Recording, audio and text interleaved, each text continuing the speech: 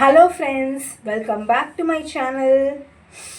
So இன்றைக்கி நான் இந்த சேனலில் இங்கிலீஷ் பற்றி தான் பேச போகிறேன். ஸோ இங்கிலீஷ் படிக்கிறது ஒரு இங்கிலீஷோட ஒரு ஈடுபாடு நம்மளுக்கெல்லாம் இருக்கிறத பற்றி தான் பேச போகிறேன்.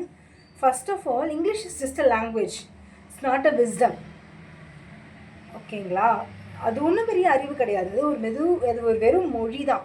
ஸோ எல்லாருமே உங்களோட தாய்மொழியில், எனக்கு தாய்மொழி தமிழ், ஓகேவா? ஸோ எல்லாருமே உங்களோட தாய்மொழியில் ரொம்ப கான்ஃபிடெண்ட்டாக இருங்க, ரொம்ப கிளியராக இருங்க. இங்கிலீஷ் உங்களுக்கு பொதுவான இடங்களில் தேவை, அவ்வளோதான். இல்லாட்டி ஒன்றுலாம் ஆகிடாது. மினிமம் 3 monthsலேருந்து நீங்கள் 3 yearsக்குள்ளே ஒன்றுமே இங்கிலீஷில் தெரியாதவங்க கூட இங்கிலீஷ் வெல் வெர்ஸ்ட் ஆகிடலாம். Okay, it's not a magic, it's not a rocket science, never ever.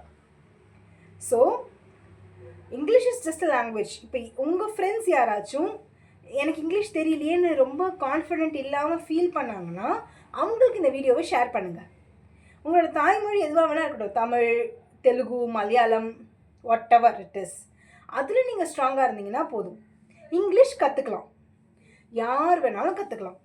3 மாதம் மினிமமில் ஆரம்பித்து 3 வருஷத்துக்குள்ளே anybody can become a Shakespeare, can write poems, can become a poet.